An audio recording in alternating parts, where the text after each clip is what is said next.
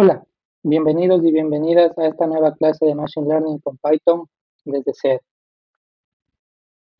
Recordemos, ya hemos visto lo que es el aprendizaje en las clases anteriores por Perceptron, por Adaline.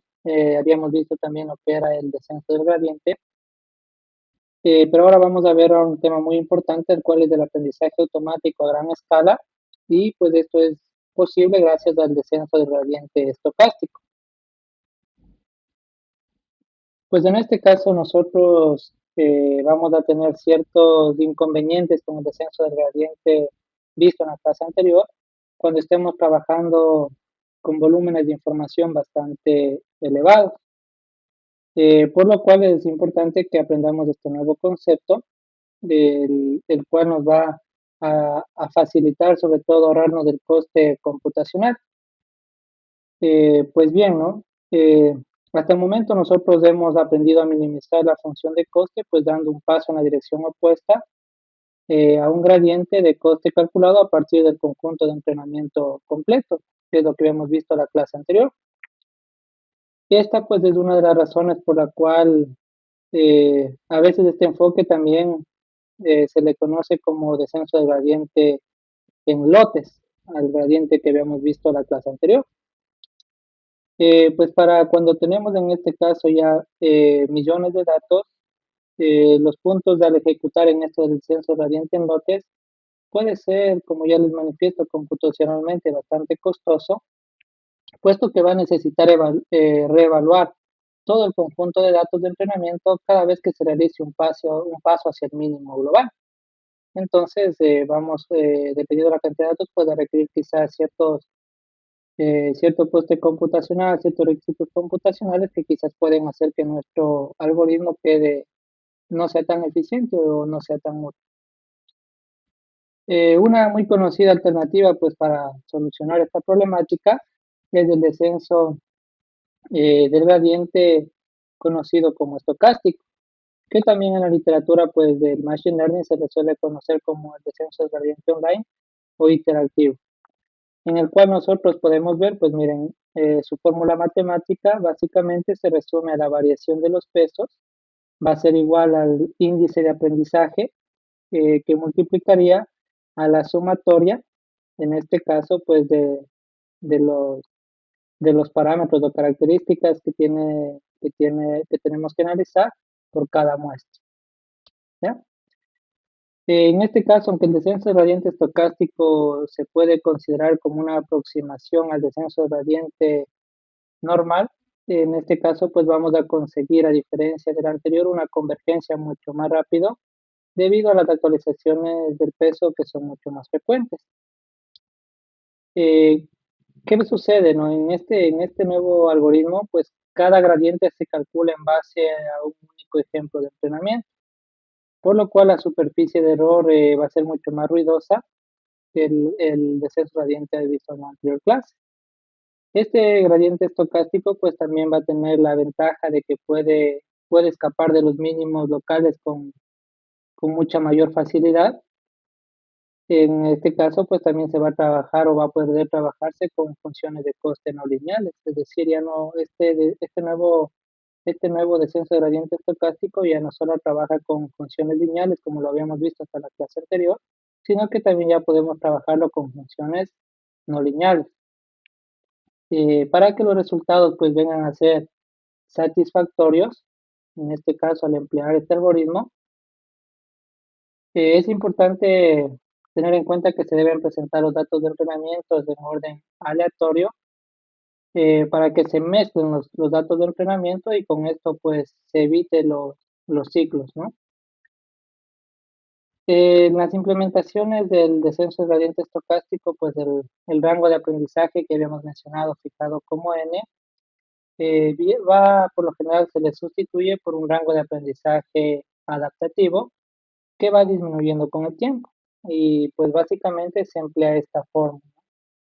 C1 dividido por el número de iteraciones o épocas sumado a C2, en donde pues C1 y C2 no son más que unas constantes. Se debe observar pues que el descenso gradiente estocástico no va a alcanzar el mínimo global, sino pues va a alcanzar un área muy cercana a él. y mediante este rango de aprendizaje adaptativo se puede conseguir un mayor recorrido hacia el coste mínimo. Otra ventaja que tenemos que ya se mencionó es pues el que se lo puede utilizar para el aprendizaje online. El aprendizaje online en este caso pues nos va a permitir, sobre todo nos va a ahorrar la parte de almacenamiento, ya que cuando aplicamos este tipo de algoritmo, en este caso el algoritmo, el modelo se va a entrenar sobre la marcha, es decir, al mismo tiempo que van llegando nuevos datos de entrenamiento. El sistema pues se va a ir adaptando inmediatamente a los cambios y los datos de entrenamiento van a ser descartados después de actualizar pues el modelo, ¿no? Sobre todo esto es muy importante, como voy a repetir, pues si tenemos problemas de almacenamiento. El equilibrio que debe existir entre el descenso de gradiente en lotes y el descenso de gradiente estocástico se le denomina el aprendizaje por mini lote. Pues básicamente este aprendizaje, como su nombre lo indica, al ser de mini lote, perdón, lo que va a hacer es dividir a este gradiente que teníamos en un conjunto grande en pequeños subconjuntos de entrenamiento, pues esto a la vez nos va a permitir ejecutar todos los datos a la vez. La principal ventaja que vamos a obtener con este descenso de gradiente por mini lotes es pues primero la convergencia que ya hemos mencionado y sobre todo pues va a poder actualizar los pesos de una forma mucho más eficiente. Además de eso, pues vamos a tener que sustituir el bucle for en las muestras de entrenamiento. Es decir, ya no va a ser necesario este ciclo for en el descenso gradiente estocástico, sino que se reemplaza esto por operaciones vectorizadas. Y estas operaciones vectorizadas pues van a mejorar aún más la eficiencia computacional de nuestro algoritmo de aprendizaje. Bueno, pues como ya hemos visto la parte teórica de este algoritmo, vamos a pasar a la parte práctica. Bueno, como ya lo habíamos hecho en las prácticas anteriores, pues vamos a abrir nuestro isla de Python y vamos a crear un nuevo proyecto en el cual vamos a ir realizando la programación de este aprendizaje. Pues recuerden, lo primero que vamos a hacer es importar las librerías que hemos venido trabajando. Pues ya saben, ¿no? La librería de pandas, la de NumPy para los vectores, la de Matplotlib para en este caso pues poder graficar nuestros resultados. Recuerden, tenemos que cargarle la base de datos, cargando nuestra base de datos, ¿sí? Bueno, a lo que vamos a guardar una vez el archivo, le voy a poner, recuerden, save. En este caso, pues tienen que guardarlo donde ustedes consideren pertinente. Yo lo voy a guardar, he creado una nueva carpeta que se llama Adaline SGD. Y recuerden, pues ahí tenemos que tener la base de datos Iris, ¿no? Si no la tenemos, copien y peguen de las anteriores prácticas. Y le voy a poner aquí el mismo nombre, Adaline SGD, ¿no? Y guardamos. Podemos verificar pues que todo esté bien, corriendo el programa hasta el momento, que no nos dé ningún error. Y podemos ver que no hay ningún error hasta el momento. Y podríamos pues colocar los comandos que habíamos visto, ¿no? Para ver que se nos desplieguen en este caso los últimos primeros datos, o los primeros datos, o los últimos 5 datos, o las cantidades que queramos nosotros ver. Eso no sé por qué lo hemos hecho, ¿no? Eso solo nos indica que está bien cargada la base de datos, que es lo más importante, entonces, seguimos avanzando. En este caso vamos a seleccionar, ¿sí? Vamos a seleccionar los datos que habíamos venido trabajando. Vamos a seleccionar versicolor y virginica.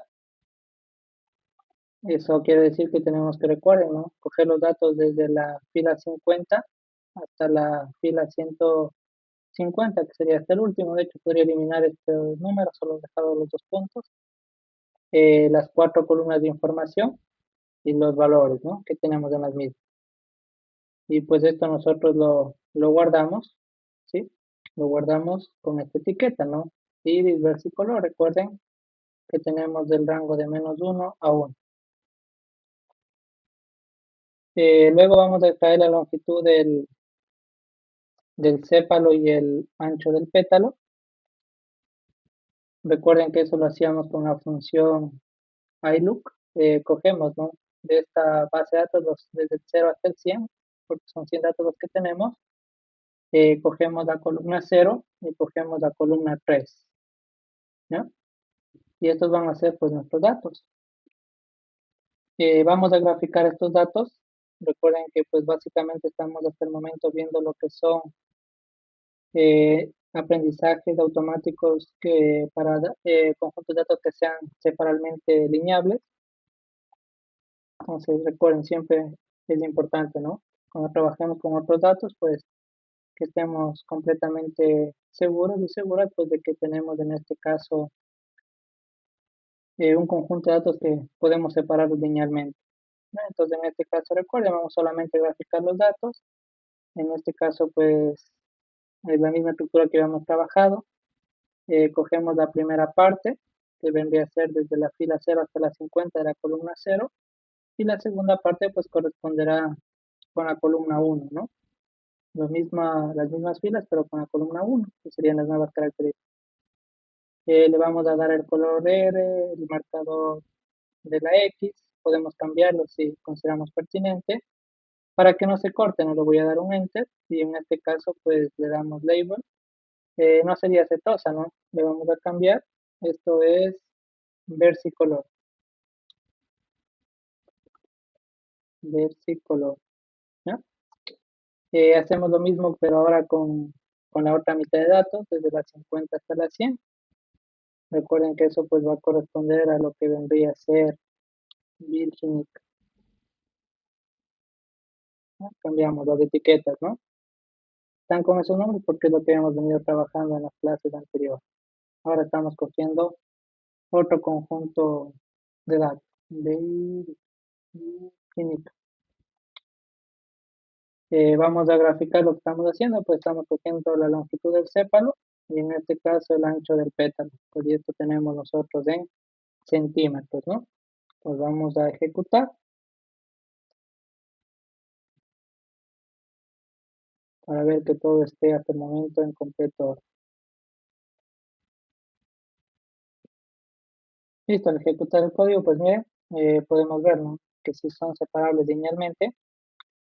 Entonces procedemos a avanzar en el algoritmo. Entonces vamos a poner aquí sí lo que ya empieza la parte diferente a lo que hemos venido haciendo. Esto vendría a ser el aprendizaje automático a gran escala. Y recuerden, para ello pues ocupamos el descenso del gradiente estocástico, ¿no?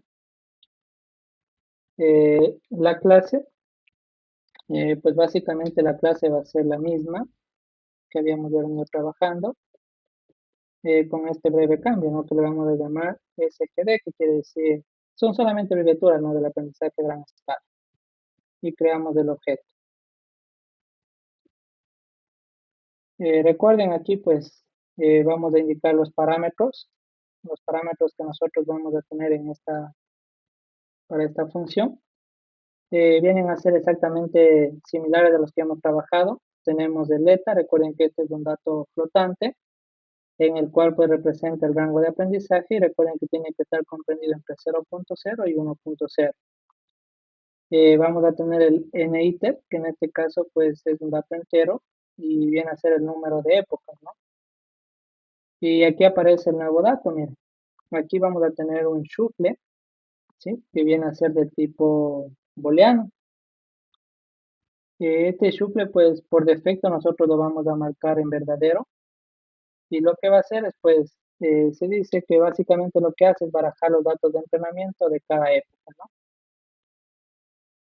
¿Ya? Entonces baraja los datos de entrenamiento de cada época para evitar los ciclos que habíamos hablado en la parte teórica, recuerdo. Entonces esa parte de hacer la parte de mezclar los datos lo hacemos por medio de esta función. Y el random state pues se sigue manteniendo, es un número entero que simplemente nos va a dar el indicador de los pesos iniciales, ¿no? En orden aleatorio. Entonces la función que vamos a crear pues es similar a la que hemos creado hasta el momento, con la única diferencia pues que nosotros vamos a tener que aumentar en este caso este nuevo parámetro que les indico del shuffle. ¿Ya? Entonces miren, inicializamos, recuerden, una función propia, le damos un rango de aprendizaje, el número de interacciones, ponemos este dato shuffle como true, este parámetro, y el random state, no nos olvidemos, lo colocamos ahora en none, es el otro cambio que hay que hacer, ¿no? Para que no se, al iniciar, pues no vaya a haber algún error entre este shuffle y el random state. Ya recuerden que anteriormente aquí se colocaba 1, ahora le colocamos none. Asignamos para poder llamar a estas funciones desde cualquier parte del código, al self.eta como eta, al self.ninter como ninter. Aquí inicializamos los pesos, es otra variante a lo que ya habíamos trabajado. Lo hacemos con el valor booleano de falso, el shuffle con shuffle y en este caso pues el self random state como random state. Ahora vamos a poner los atributos, ¿no? ¿Cuáles son los atributos? Pues los atributos son los mismos que nosotros trabajábamos en el algoritmo de Avalanche normal.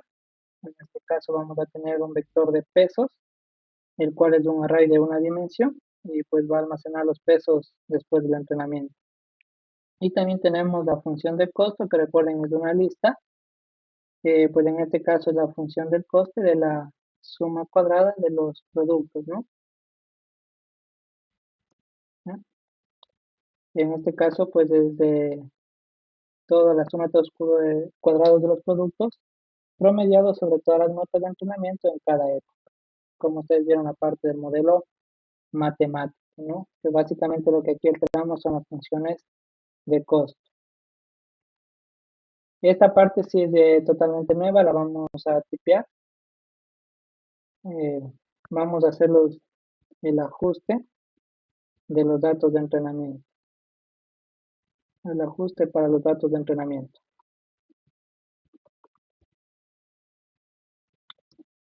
Entrenamiento.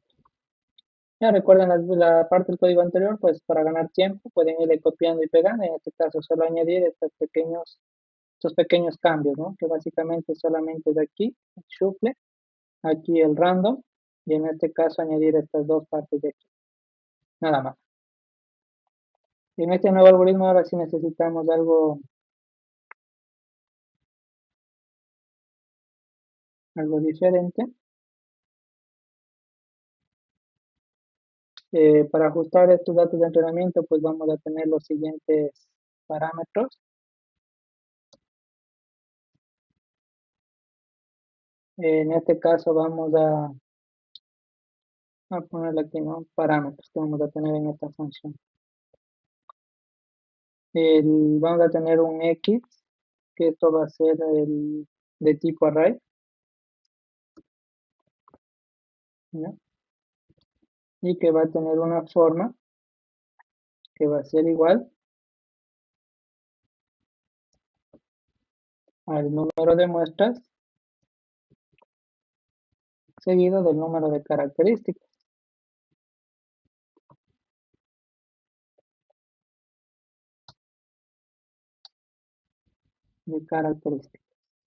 ¿Ya? Y otro array de tipo Y, que vendría a ser las salidas, que es muy similar. Pero esta salida Y solamente tiene en este caso el número de muestras. ¿No? Número de muestras correctamente pues clasificadas. El parámetro que nos va a regresar, nos va a devolver o regresa la función.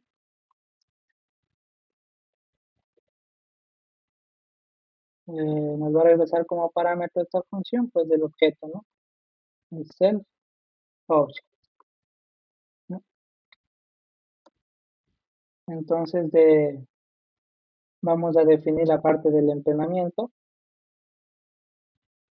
def fit, recuerden, al ser una función propia,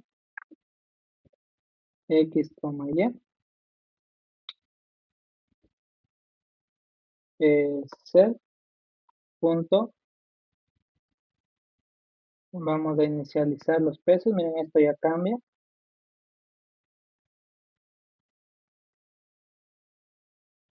weight, desde de todos los parámetros de la raya x con la forma, ¿no? Una forma estandarizada. Igual el self.cost, que es una lista, no nos olvidemos, ¿no? Todo lo que habíamos visto aquí en los atributos, pues no nos olvidemos, ¿no? De irlos añadiendo.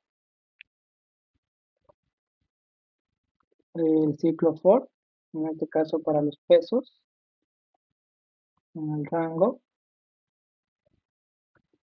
de self punto y copiamos el número de iteraciones que demos al algoritmo.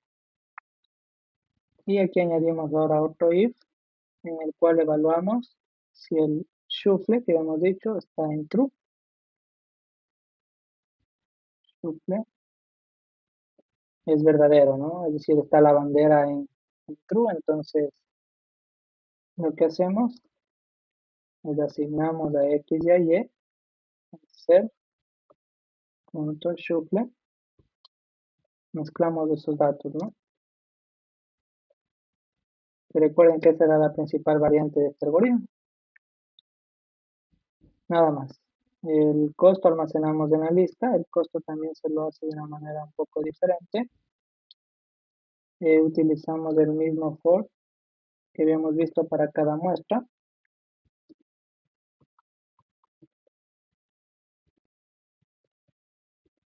Para cada muestra de X y de Y.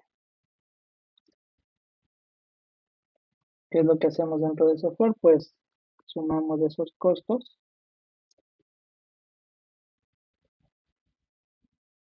Self. Update, recuerden, es actualizar, ¿no? Estamos actualizando los pesos. No hay que tratar de tipear bien para que no nos dé veces errores. Entonces actualiza los pesos, ¿no? De cada entrada.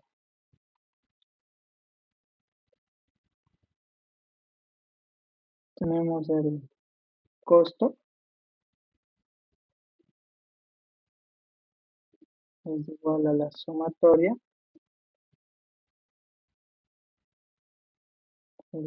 la función costo que obtuvimos en la línea anterior, dividido en este caso para el tamaño, ¿no? Para el tamaño de la matriz Y. Y el self.cost append y enviamos esto. Almacenamos ahí, ¿no? Cost. Y retornamos el objeto. Recuerden, se retornan de esa manera. ¿Ya? Entonces estamos ahí prácticamente aplicando lo que hablamos de la teoría, ¿no? Cómo se iba actualizando el costo de esta función. De igual manera, aquí ya no vamos a necesitar solamente el entrenamiento total, sino también un entrenamiento parcial. Entonces vamos aquí en cambio a ver lo que es el ajuste de los datos. El ajuste, perdón, para los datos de entrenamiento sin reiniciar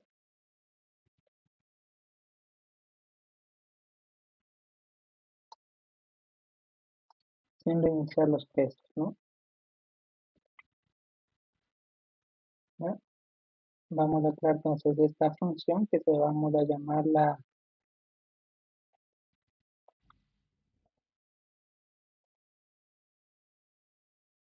partial fit.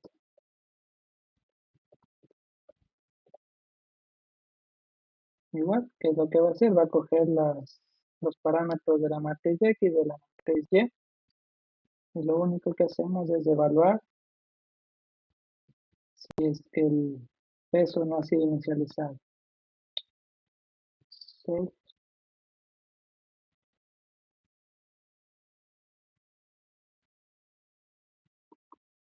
¿no? ¿No? Si es que no ha sido inicializado, pues inicializamos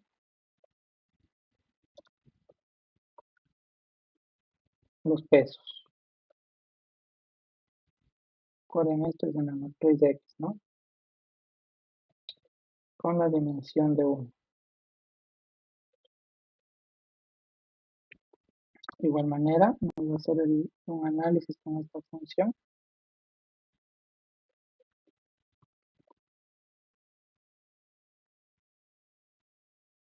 Me dice que es mayor a 1.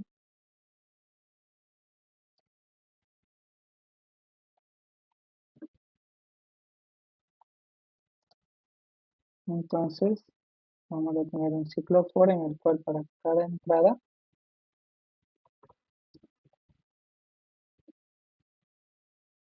siempre lo que hemos hecho, ¿no? X, Y. Vamos a actualizar entonces.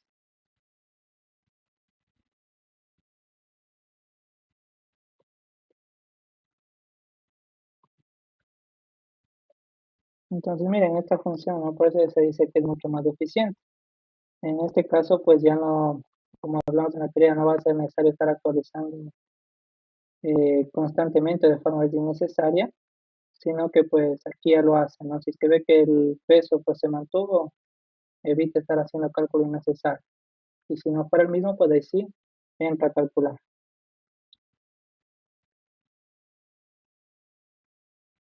Perdón, aquí lo que actualizamos es las entradas y las características.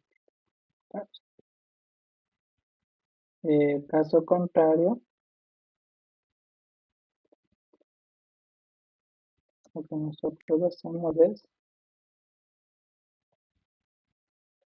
copiamos esto, ¿no? Para no estar copiando todo. Y aquí sí, es el X y el Y es y pues en este caso no hubiera ninguna variación significativa, pues se mantiene y se actualizan con los mismos pesos.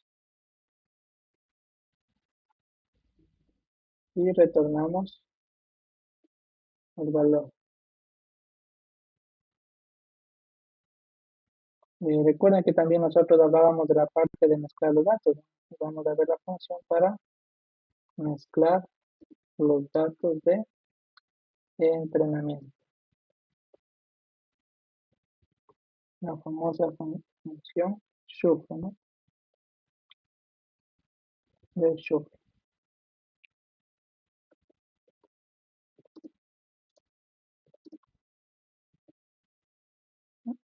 Vamos a poner en una variable r que nos va a retornar esta mezcla de datos, pues lo hacemos por medio de una permutación, ¿no? Así que se mezclan todos los datos.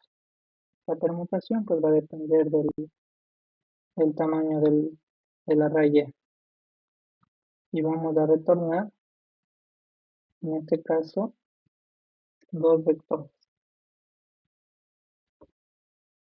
El X en la posición R y el Y en la posición R. Es decir, tenemos que mantener, ¿no? En este caso, pues el dato de entrada con la característica, porque si no, pues se van a mezclar todos los datos y no tendría sentido, ¿no? Entonces esta mezcla se hace, pero manteniendo el dato con su respectiva característica. ¿Ya? Vamos ahora a inicializar los pesos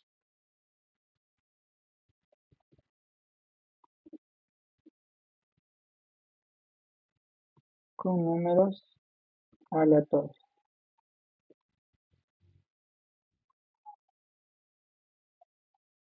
Cabe recalcar pues, que estos pesos tienen que ser números aleatorios bastante pequeños, ¿no?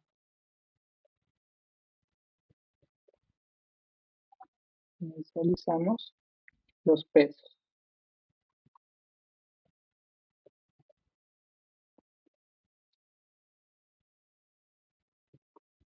Vamos a poner un BM.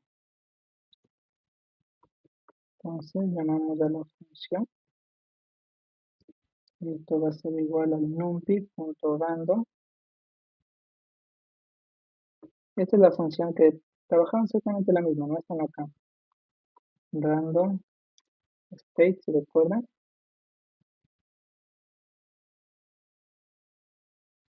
Y pues obtenemos el dato que le pasamos como parámetro, ¿no?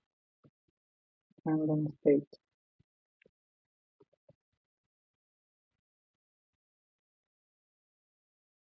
Los pesos.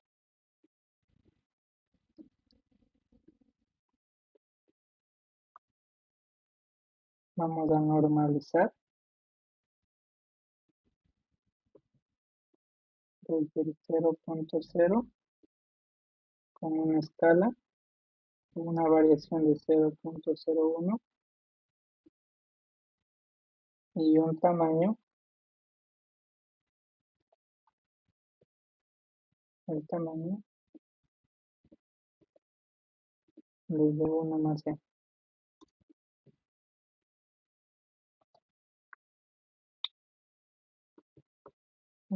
Cell.pesos y levantamos la bandera, ¿no?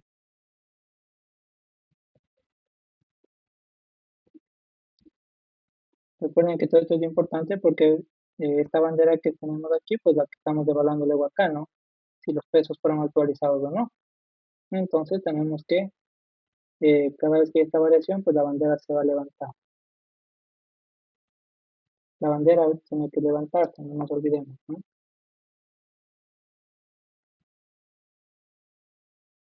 Listo, la otra parte la vamos igual a copiar del código anterior. Esto es exactamente lo mismo,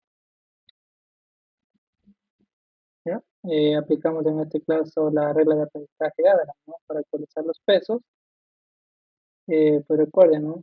Actualizamos los pesos, le pasamos el dato de entrada con la característica, pues nos va a dar como salida, en este caso, una activación, ¿ya?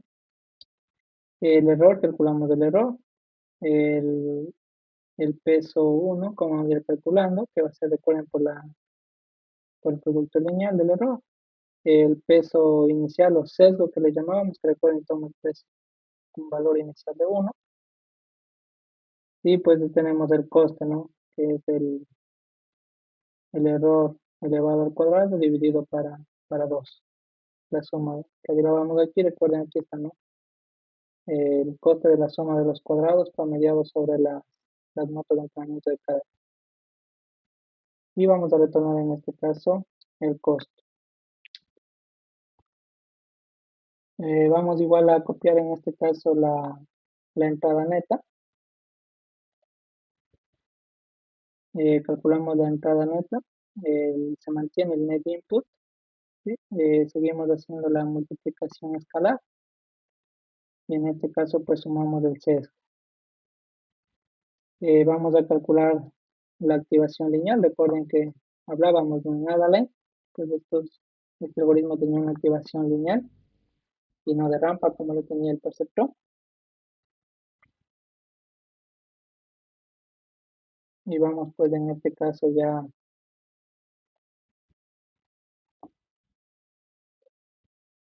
a devolver las etiquetas después del paso por la unidad, ¿no? Que también hemos tenido la predicción, ¿no? Recuerden que va a ser de 1 y menos 1, ¿no? Eso pues se sigue manteniendo. Y ahora sí vamos a la parte de mejorar el descenso del gradiente.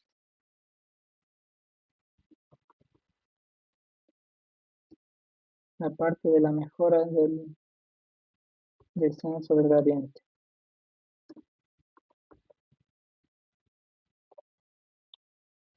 Recuerden que tenemos que hacer, pues hablábamos, ¿no? De la estandarización de las características. No nos olvidemos de esto, aliviar el coste computacional, pues y nos permite hacer que nuestros algoritmos corran de mejor manera. Pues esto seguimos manteniendo de lo que habíamos hecho en el algoritmo anterior. El X estandarizado, pues hacemos una copia a los datos de entrada y pues separamos, ¿no? Y calculamos el mínimo y hacemos la regla de estandarización que vimos en la parte teórica. La resta, el mínimo dividido por la estandarización. Listo. Y ahora sí vamos a proceder a la parte de entrenar nuestro algoritmo. Le vamos a poner, le puedo seguir manteniendo como ADA, le puedo poner otro nombre, que ustedes quieran, y vamos a llamarle, ¿no? Al ADA line SGD, y le vamos a pasar como parámetros unas iteraciones de 15, un rango de aprendizaje de 0.01 y el random state para que me haga la parte inicializada de los pesos de mi. Luego pues entrenamos a ese algoritmo, a la fit, con los valores estandarizados de X y las salidas que es necesario. Y hacemos el entrenamiento parcial.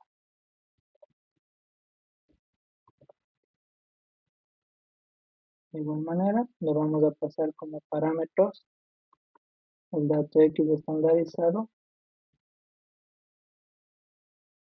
desde el 0 hasta el final, ¿no?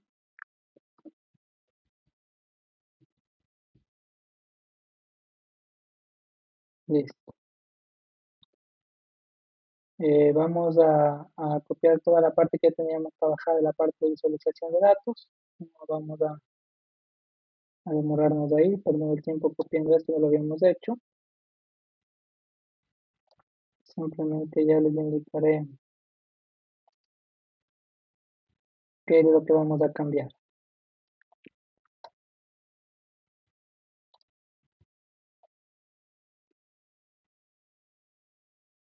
Y entonces recuerden, aquí vamos a pasar los datos.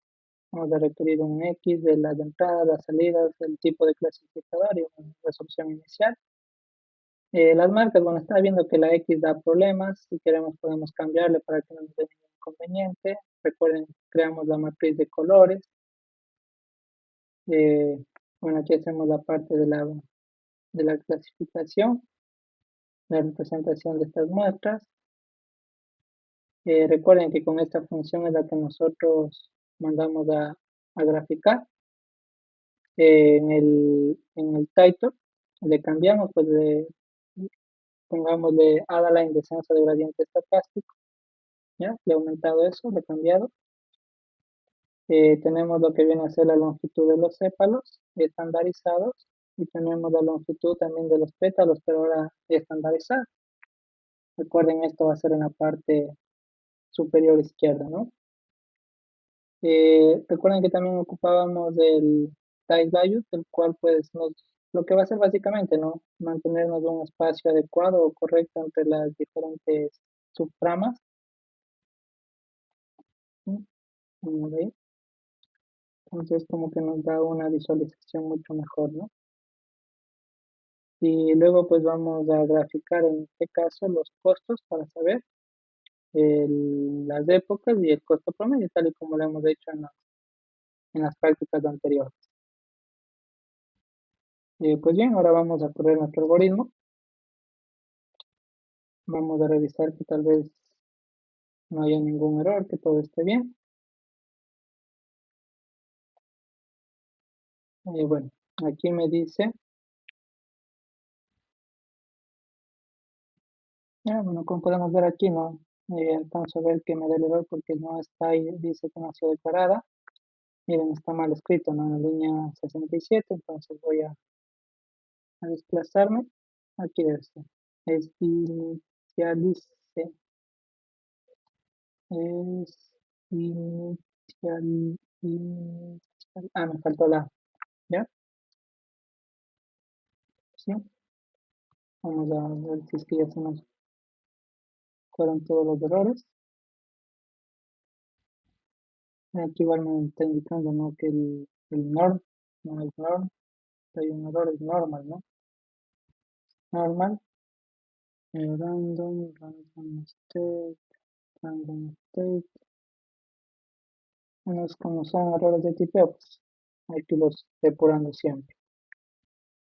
Eh, igual ahorita me dicen en línea 82. Recuerden que ahí pueden irse ubicando, ¿no? Ahí les va indicando la línea en la que están aquí en la parte inferior. La línea 82. Es inicialice nomás, ¿no? CW inicialice. ¿Ya?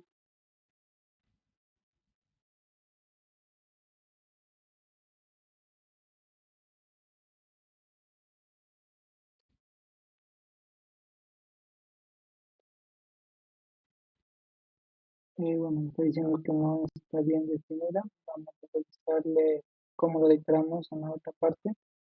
Listo, vamos a la línea 82. eh, acá. Aquí está, ¿no? Recuerden, aquí se me ha ido la línea baja mal, es punto, ¿no? Recuerden que los self se llama con punto, ¿no? Y si es inicializado, ¿ya? Ahí sí ya no tenemos, creo, problemas.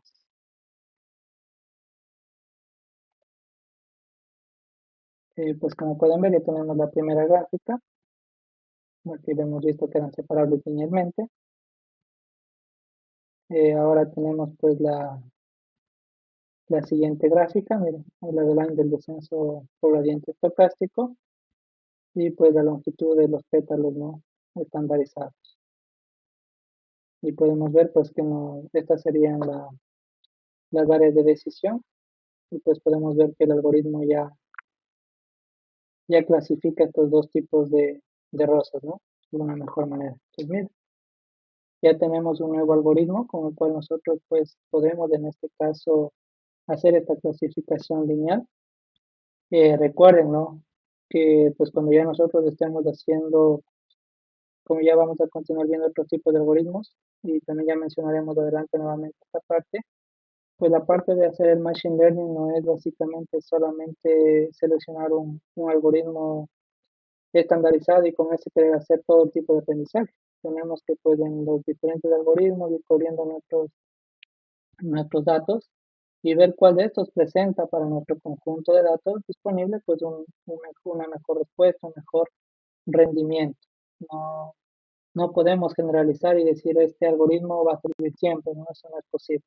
Y esa es la parte importante en la que nosotros tenemos que entender cómo es que funciona con nuestros algoritmos para pues nosotros poder realizar las adaptaciones necesarias y es también en la parte investigativa un campo bastante amplio porque pues como ustedes ven estas nuevas variantes son nuevas propuestas que van haciendo a los algoritmos existentes, todo con la finalidad pues de reducir el coste computacional y de optimizar el rendimiento de estos algoritmos, ¿no? Entonces, igual, si alguien pues, está interesado en la parte investigativa, le va entendiendo, pues tiene que profundizar obligatoriamente un poco más los modelos matemáticos, sus derivadas, sus integrales, y por ahí podría proponer, por ejemplo, un nuevo tipo de algoritmo que mezcle criterios del uno con el otro o alguna mejora y pues que pueda ser validada para este tipo de aprendizaje. Pues también recuerden, tenemos la gráfica del costo, ¿no? El costo promedio que tenemos y el número de épocas. Pues en este caso, yo podría decir que a partir de la época 11 o 12, ¿no? Desde la 12 ya el algoritmo ya no tiene una mayor variante en el aprendizaje, entonces ya puedo decir que desde el 12, desde la época 12 ya nuestro algoritmo aprendió y es capaz de clasificar estos dos tipos de rosas, ¿ya? Vamos a ver cómo se comporta, como lo hemos hecho en casos anteriores con otros, con otros datos de entrada, ¿sí? Vamos, por ejemplo, en este caso a cambiar las columnas de datos. No vamos a coger la cero y la 3, vamos a coger la cero y la 2 y veamos qué resultado nos da nuestro algoritmo, ¿no? Recuerden que es también importante ir viendo con qué características obtengo mejores resultados o obtengo problemas y quizás eso me va a ayudar después a definir también qué algoritmo utilizar, ya que pues no siempre vamos a tener que solo seleccionar una característica, ¿no? Dependiendo de la complejidad de lo que queramos que nuestra máquina aprenda, pues ya veremos más adelante, pues tendremos que tener más de una característica. Bueno, miren, son separables linealmente, entonces creo que no va a haber mayor problema. Miren, nos separa sin ningún error y en este caso pues tenemos un resultado bastante parecido. Igual podría decir que a partir de la época 11 o 12 ya el algoritmo aprende. Vamos a coger otros datos, creo que era la 1 y la 2.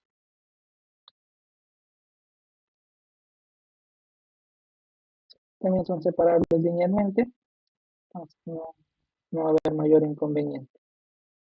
Pero miren aquí, ¿no? Con estas características, yo podría decir que mi algoritmo ya desde la época 6 aprendió, o a lo mucho la 7. Pues miren, estaría yo pues con esto, con estas características, estaría teniendo una clasificación mucho más eficiente, ¿no?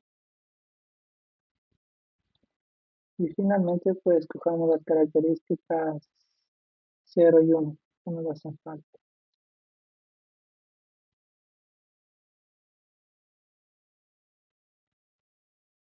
¿no? Bueno, aquí tenemos un dato, ¿no? Como que no va a ser muy separable linealmente, vemos cómo se comporta nuestro algoritmo, ¿sí? Los logra separar linealmente con un rango de error. Esto ya lo vamos a abordar en la siguiente clase. Eh, con este algoritmo, pues, tendría una clasificación bastante buena. No siempre tiene que quedar todo clasificado correctamente. Ya lo abordaremos de esta parte que se denomina sobreajuste y subajuste en la siguiente clase, pero yo podría emplear tranquilamente este algoritmo. Si recordamos, pues, con los algoritmos anteriores, si nos daba un error, ¿no? Como que no lo hacía muy bien. Pero ahorita sí lo está haciendo bastante bien. Y pues podemos ver, miren, un costo de aprendizaje mucho mejor que el anterior, miren, con estas características. Desde la época 4 ya el algoritmo aprendió y ya no tiene ninguna mejora. Al igual, así como hicimos, recuerden, con los datos, pues también podemos hacer, con las características, perdón, podemos hacer con los datos, ¿no? Coger desde el 0 hasta el 100, ¿no? Es decir, coger la cetosa y ver si color. Recuerden, aquí hay que cambiar, ¿no? Sería cetosa, ¿no? Si no, pues nos va a dar error. ¿No? Tenemos el mismo inconveniente que no eran separables linealmente, todo, en un caso muy similar, y el comportamiento es del mismo. Eh, y la última prueba, pues vamos a cogerle las características 1 y 3.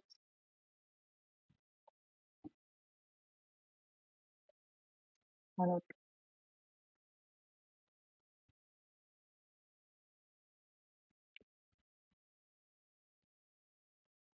¿sí? Igual, si son separables estos linealmente, pues mira, como que estaré clasificando sin ningún problema. Igual, tenemos en este caso, pues un aprendizaje durante a partir de la época 6 o 7 ya el algoritmo ya no aprendería significativamente. Entonces, estamos de cierta forma optimizando el rango de aprendizaje de nuestro algoritmo. Vamos a tratar de hacer algo un poco más interesante. No hemos hecho hasta el momento, vamos a tratar de coger la parte de cetosa y virginica, ¿no? Es decir, cogerle dos rangos de datos, ¿no? Sería en este caso, pues, desde el 0 al 50.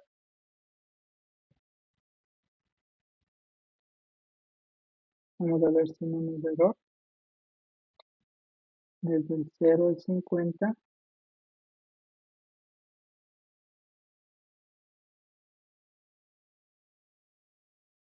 Y vamos, si nos permite cogerle, sería desde el 100 hasta el 150.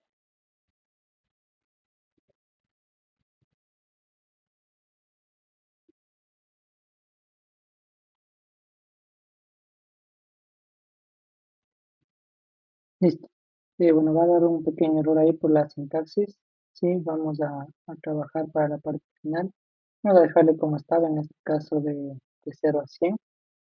Es decir, cogeríamos los datos de setosa y versicolor. ¿Ya? Vamos a coger como datos característicos la columna 0 y 3.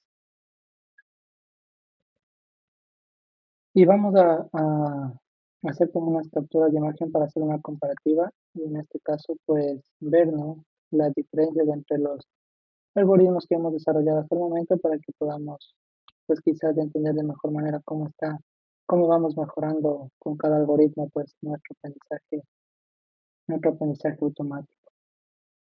Eh, bueno, vamos a coger, como les indicaba, en todos los algoritmos que hemos desarrollado, vamos a abrirlos y los vamos a ir ejecutando y en un documento de Word, pues vamos en este caso a copiar estas imágenes para luego hacer una pequeña comparativa. Entonces recuerden, vamos a coger los datos de 0 a 100, las cuatro columnas, y seleccionaremos las características 0 y 3, que vendrían a ser la longitud del sépalo y el ancho del pétalo, ¿no? Y eso vamos a configurar en todos los algoritmos. Entonces vamos a empezar con este Adaline SGD que lo habíamos hecho y vamos a copiar las imágenes. Mm, perdón, sé que está un poco mal, estaba tratando de hacerlos con el soft look, pero tampoco da buenos resultados. Listo, entonces voy a copiar la imagen la primera.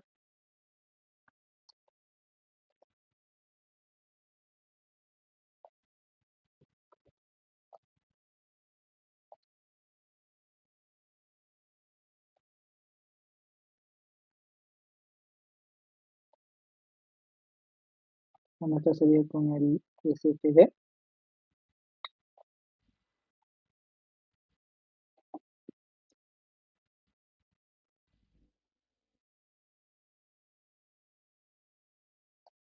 El Adaline SFD. Bueno, yo lo estoy copiando ahorita en un documento en Word. Ustedes también lo pueden hacer lo mismo y luego hacemos la comparativa, ¿no? La siguiente imagen que tenemos, pues desde la área de decisión.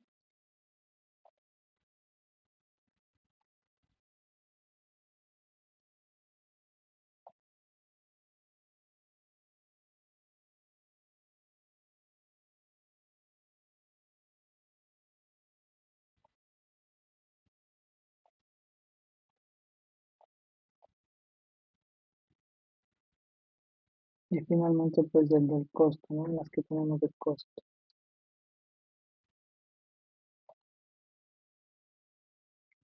Ahí también tienen la opción de guardar, ¿no? Podrían guardar y luego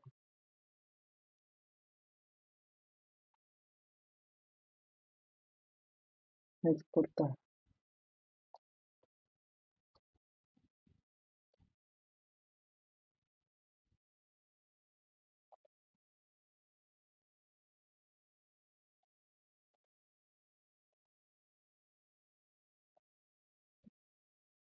Listo, vamos a abrir el otro algoritmo que hemos ya trabajado, el de Adeline. Pues en este caso igual, cogemos los mismos datos.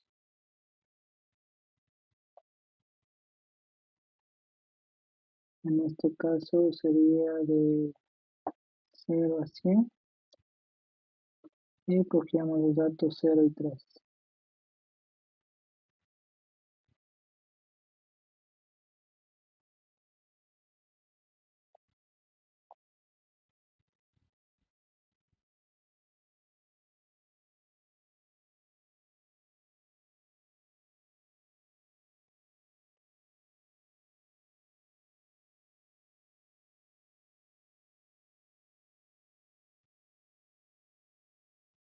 Con Adeline.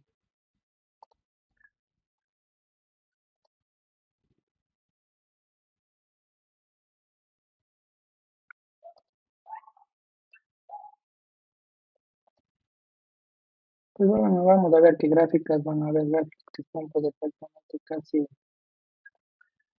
lo mismo, podemos verlo.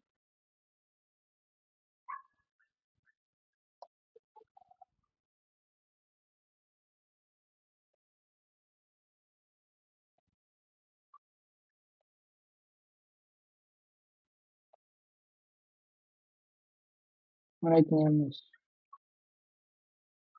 otra gráfica que habíamos sacado para ver lo que era con el rango de aprendizaje.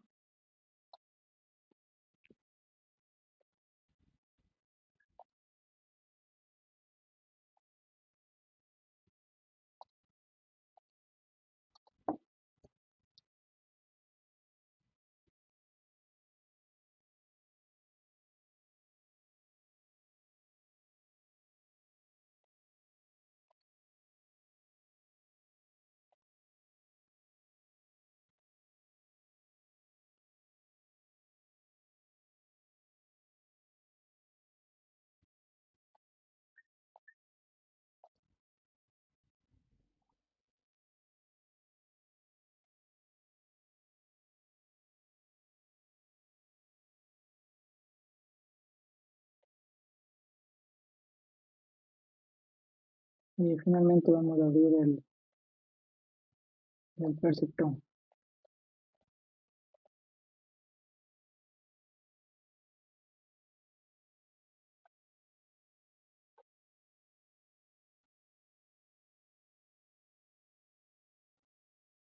De igual manera, cogemos los datos del 0 al 100 y los datos 0 y 3.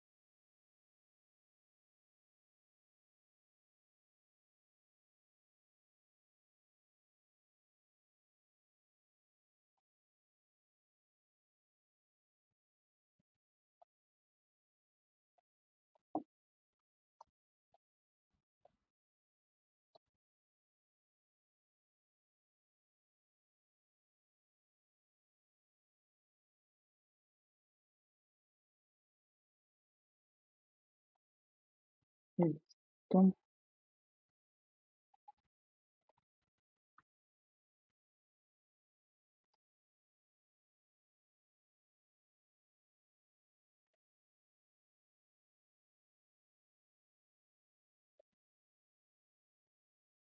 Pues ya, miren, tenemos aquí a las tres gráficas.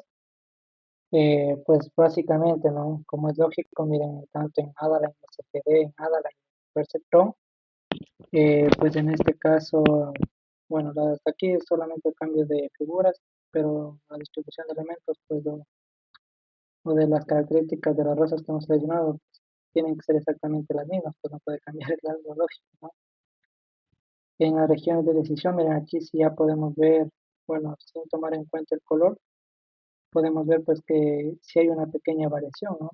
Si ustedes ven en la región de decisión, parecerían ser muy similares, pero sí es como que cambia el ancho de la región de decisión a los extremos, un poco, varía. Sí, son muy similares, pero en algo varían, ¿no? Incluso, miren aquí en el del perceptrón, podríamos ver que teníamos un elemento bastante cercano, miren, ¿sí? De la línea de decisión. Y pues en las otras, miren, tenemos incluso los datos un poco más dispersos, ¿no? Como los clasificó estos miren, ¿sí? Y la parte quizás donde más vamos a poder diferenciar, pues viene a ser justo en esta, ¿no? Miren, empecemos de abajo hacia arriba. En el perceptrón, pues bueno, ahí no podíamos hacer el costo, sino que hacíamos del número de actualizaciones, ¿no? Veíamos cuántas actualizaciones tiene que realizar o épocas para poderse el algoritmo como estabilizar o ya aprender, y podemos ver pues que a partir de la época 7 en este caso, ¿no? Ya aprendía, pero miren, estas formas que tenía, ¿no? Con esto pues ya cuando tengamos mayor cantidad de datos, pues va a generar un mayor coste computacional y todo lo demás que viene con ello. En el de Adaline, en cambio recuerden, ¿no? Tenemos esta, era la activación ya lineal, ya no por escalón como aquí, pues puedo decir que en una parte teníamos unas regiones de edición un poquito mejoradas. En este caso, pues el aprendizaje, el costo, ¿no? Teníamos el costo y pues igual podemos decir que aprende a partir de la época 12, ¿no? Sí, entonces podemos decir que se demoró un poquito más en aprender, pero en cambio tenemos, miren, un mejor resultado, ¿no? Y finalmente, pues en el de Avala en SGD, el último que vimos en esta clase, pues en este caso podemos ver que este algoritmo igual, ¿no? Aprendería ya a partir de la época 9, 10, pero en cambio tenemos, bien, el descenso es bastante rápido a partir hasta la segunda época. ¿Y esto qué nos indica, no? Pues esto es el parámetro más importante, pues si bien es cierto que se tarda en estabilizar un poco más, pero el coste computacional ya va siendo menos, porque ya no tiene que hacer mucho cálculo, ¿no? Mucha variación, lo que no sucede en los otros algoritmos. Bien, ya incluso esto está subiendo y bajando, ¿no? Algún rato pues puede darse que en lugar de que el algoritmo aprenda, se vaya, se vaya con una inconsistencia y no aprenda nunca, ¿no? Y acá de igual manera. Bien, el costo, ¿no? El costo, miren, que podemos ver, ¿no? Bueno, aquí pues el número de actualizaciones que tuvo que realizar. Aquí podemos ver, ¿no? Por cada época. En la época 2, por ejemplo, tuvo que hacer 3 actualizaciones, luego bajó, luego 3 y todo lo demás. Aquí miren, tenemos un costo, ¿no? De 50, y aquí viene lo importante de este algoritmo.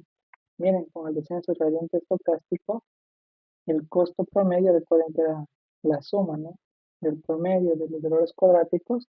Miren, llegamos a tener un costo de 0.2223 aproximadamente. Entonces, miren cómo hemos, pues con esto, logrado que nuestro algoritmo, si bien eso que podemos decir, aprenden quizás, incluso comparado con el de Perceptron, aprende en un poco más de épocas, pero en cambio el coste es bastante bajo, ¿no?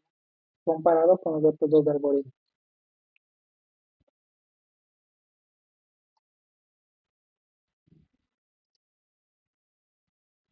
Bueno, pues hemos realizado ya el aprendizaje para datos a gran escala. Ustedes pueden verla. Hice esta tablita en Word, que ustedes también deben realizarla cuando estén haciendo sus propios aprendizajes, ya que esto les permite como entender y en este caso pues ver cuál algoritmo convendría más para seleccionarlo, ¿no?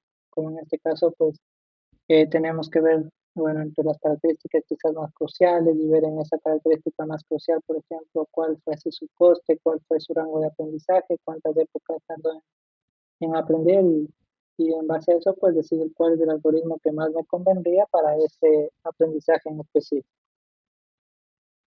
Y con esto pues hemos finalizado la clase, esta clase. Espero pues haya sido una vez más esta clase haya sido de su agrado. Eh, Les agradezco mucho por su atención. Al igual que en las clases anteriores, el código estará disponible para que ustedes lo puedan pues tal vez solo, pero pues les hago la misma invitación que les he hecho con anterioridad a que traten de tipear sus códigos para que vayan familiarizándose con las diferentes instrucciones que se van manejando en Python para que en un futuro pues puedan ustedes aplicar sus algoritmos a cualquier base de datos que ustedes dispongan. Muchas gracias una vez más por su atención y les espero en la siguiente clase.